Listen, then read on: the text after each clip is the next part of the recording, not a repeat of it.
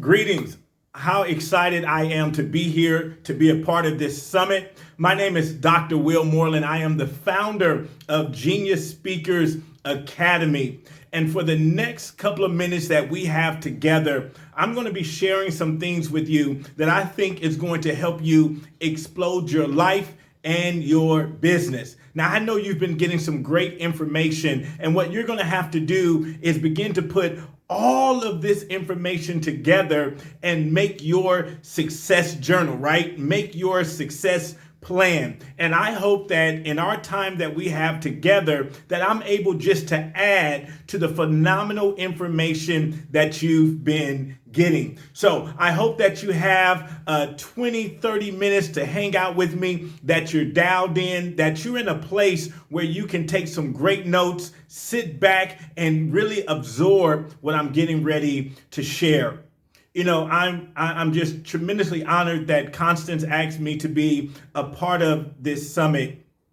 And she asked me to talk about empowering to empower. Empowering to empower. And I love that topic because that's what my life is all about.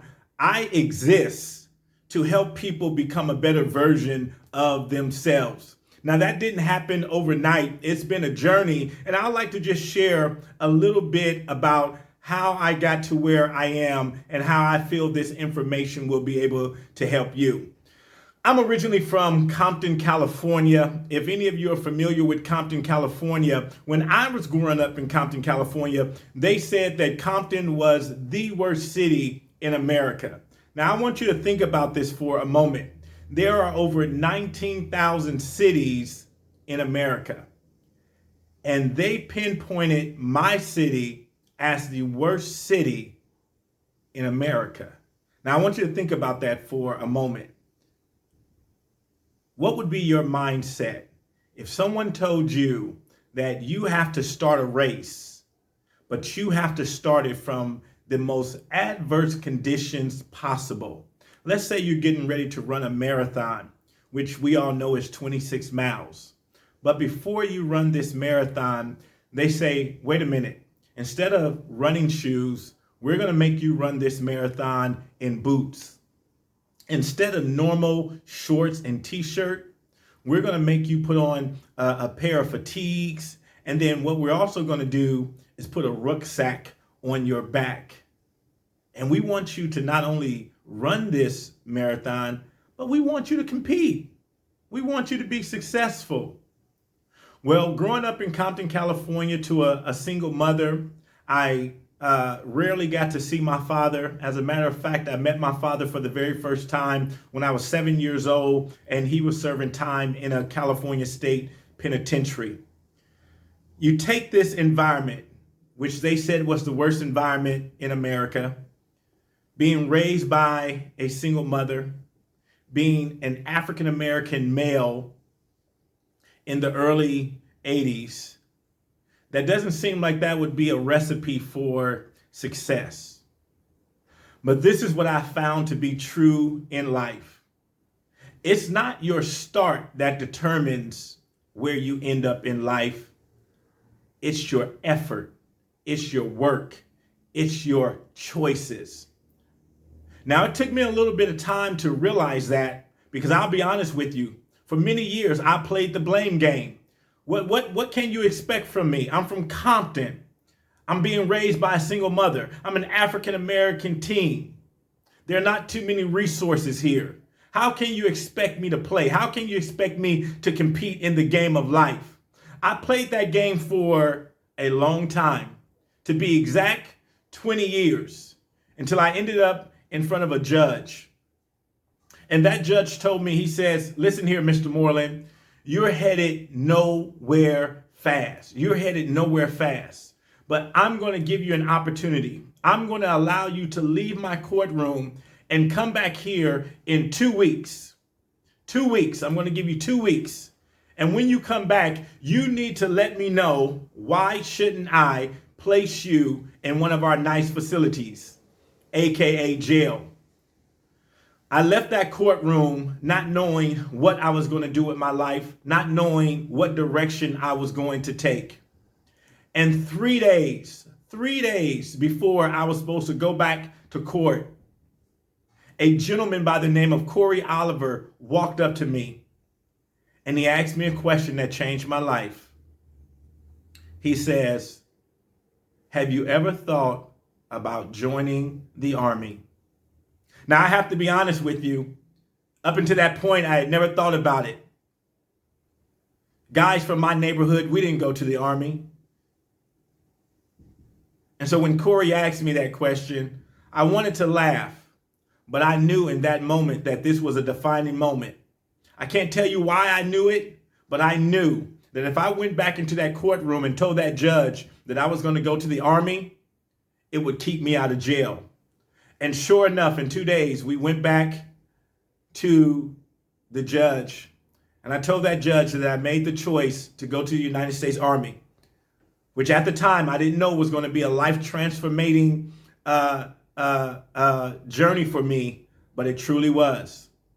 Because when I got into this new environment, my mind began to shift. My perspective began to shift. I met another gentleman by the name of Command Sergeant Major Babs. He asked me my third profound question. He says, "Will, where do you see yourself in 5 years?" Now, that may not be profound to you, but let me tell you why it was so profound to me. Because up until that moment, no one had ever asked me about my life. Everyone told me where my life was going to end up. They told me that I probably wouldn't reach the age of 18. I would probably end up dead on the streets of Compton. They told me if I did reach the age of 18, I probably would be in jail. And you know what? They were almost right. Because as many times as I heard that, I tried everything to prove them right. Because faith comes by hearing. Whether it's negative or positive, faith comes by hearing. And your faith shapes your beliefs. And my belief was that, hey, I'm a gangbanger. I'm a drug dealer. I'm not going to do much in life. I'm not going to go, anywhere in life. I'm going to end up like all of my homies, dead or in jail. I had already, said to myself that was going to be my life. I was going to be a gangbanger, a drug dealer that ended up in jail or dead. But when Sergeant Major Babs asked me that question, he says, "I want you to go home this weekend and I want you to come back on Monday and tell me, where do you see your life in 5 years?" This was the very first time I began to give some thought to where I wanted my life to go. I came back and I said, "Sergeant Major, I want to be an outstanding soldier and I want to get my college degree." Those were the two things that I said to him 25 years ago. "Sergeant Major, I want to be a great soldier and I want to get my college degree." He said, "I can help you with that. I can give you a blueprint for that. I can give you the strategy to becoming a great soldier and to get your degree." Well, I did become a great soldier and I did get my degree. Not only did I get one degree, I ended up getting 4 degrees. I say all that to say this. In life, you may have some challenges. You may have some obstacles. But you also have a choice. You have a choice of how you're going to live your life. They commonly say 2 important days that you're faced with. The day that you're born and the day that you figure out why you were born. The day that you're born and the day you figure out why you're born. After my military service, I started a leadership consulting company. We did fairly well. And at the age of 35, being very successful, having all the trappings of life, had the Range Rover, had the BMW, had the big house, had all the money I could ever thought I would have. I woke up one morning and I looked in the mirror. And as I looked in the mirror, I didn't know who was looking back at me. I knew who everybody said I was. I was Dr. Will. I was a leadership guru. But I really didn't know who I was. For the majority of my life, I tried to live up to other people's expectations. They said, I think you would be a good this, so I tried to be that. They said, you should do that, so I did that to make this group happy. But at the age of 35, I looked in the mirror and I didn't really know who I was. To be honest with you, every area of my life was defined by someone else's opinion of me. Growing up in Compton, California, I grew up at the height of the hip hop movement in California, in Compton, California. I grew up down the street from Dr. Dre and Ice Cube and Eazy-E. But at the age of 35, I did not know if I truly liked rap music, or did I like rap music because I grew up in that environment. I grew up in that community. Didn't know if I liked country. Didn't know if I liked opera. Didn't know if I liked jazz. I didn't know if I liked water sports because up until this point, I was told that black people didn't do that. Didn't know if I liked horseback riding because I was told black people didn't do that. Didn't know if I liked camping, if I liked skiing because I was told black people didn't do that. So at the age of 35, I said, you know what? I need to discover who I am. Who is Will Moreland?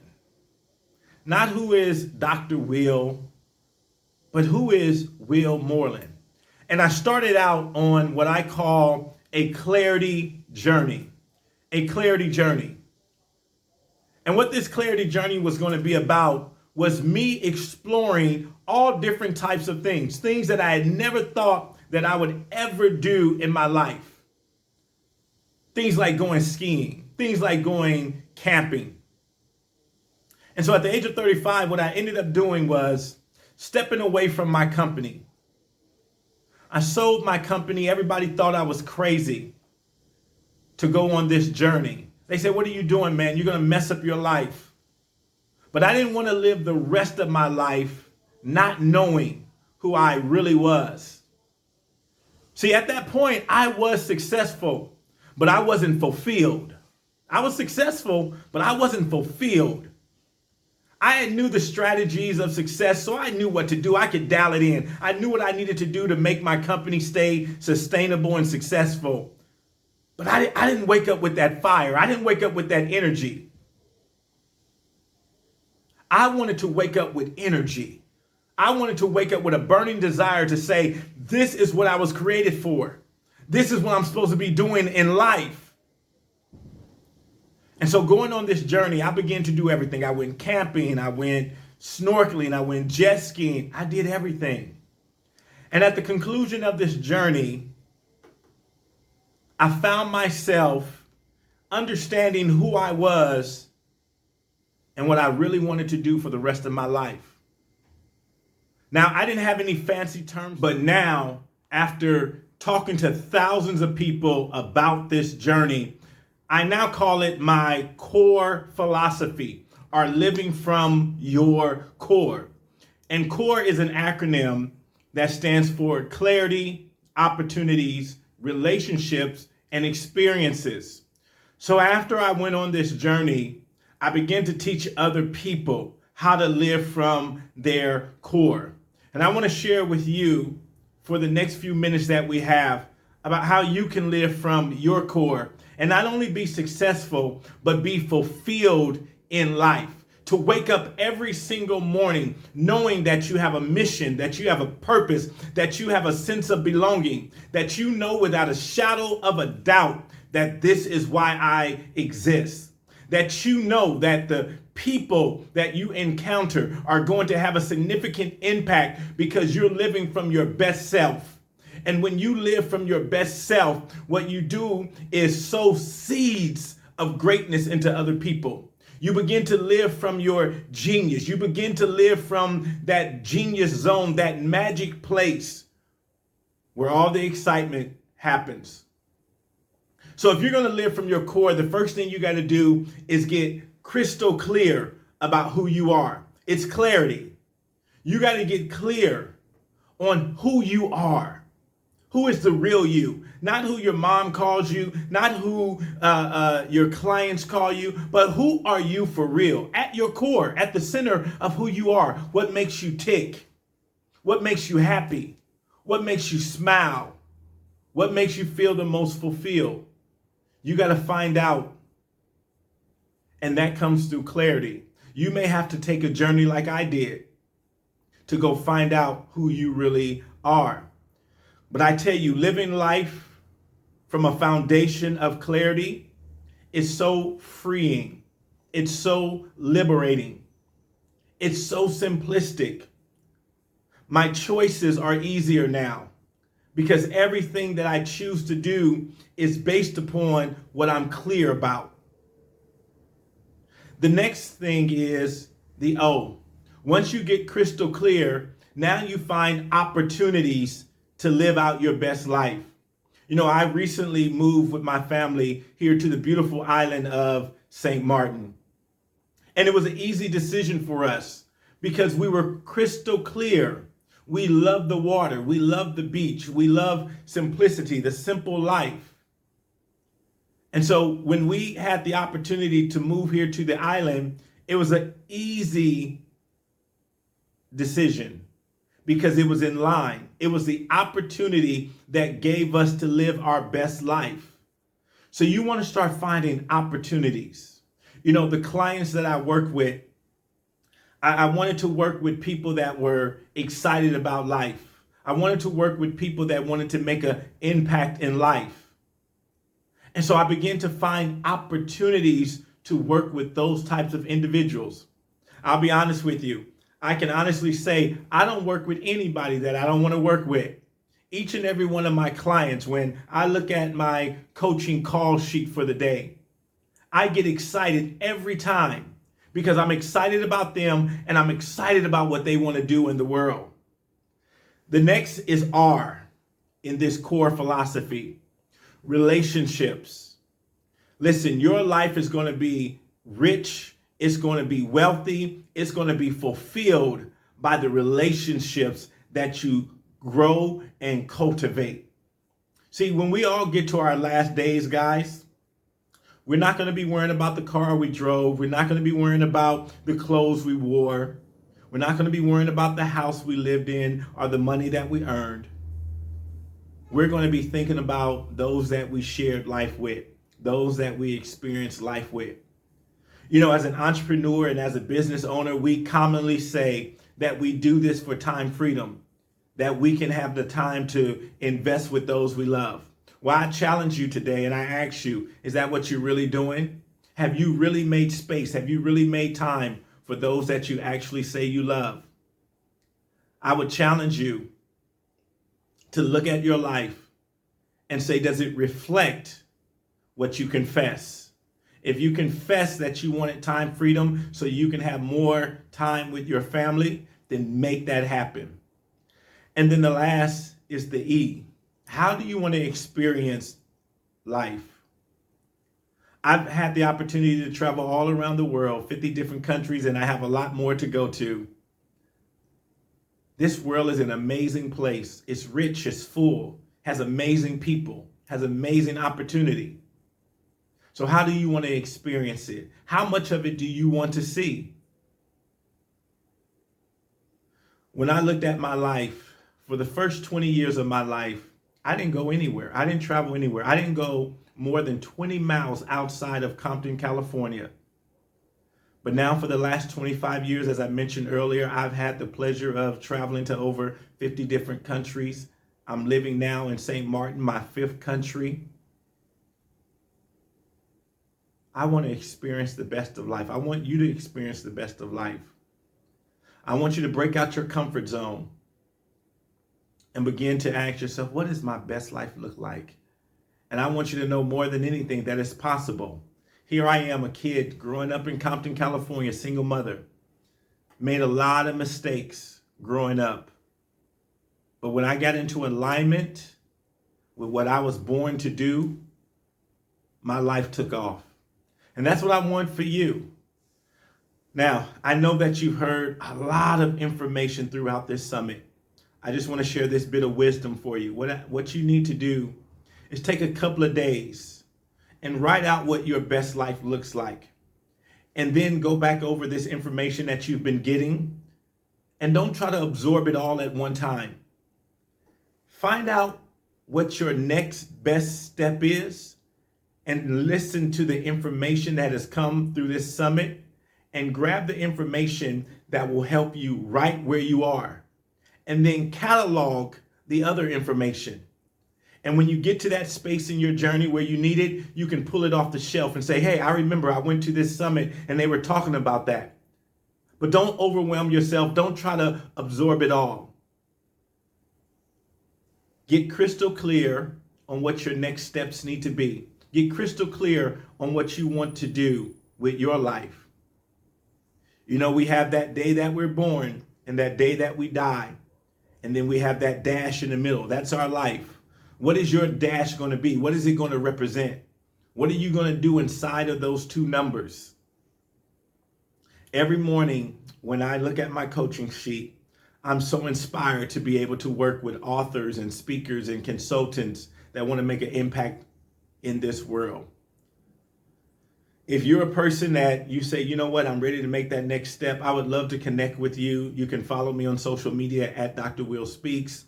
You can go to our website, drwillspeaks.com. Find out the work that we're doing. Find out the speakers and the authors and the consultants that we're working with and helping them create maximum impact in their life. As I get ready to close, I want to thank Constance once again for inviting me to share on this amazing platform, for this amazing opportunity. And I want to thank each of you for showing up. You know, I tell my clients all the time that 80% of success is showing up, and you showed up. And so I want to applaud you as you continue out through the rest of this summit. Be energized, be excited about your life, because it is your life. And I want you to take 100% responsibility for your life to live your best life. Once again, my name is Dr. Will Moreland. I am the founder and CEO of Genius Speakers Academy. Thank you for having me. Thank you for allowing me to share. Until we meet again, I'll see you at the top, my friend.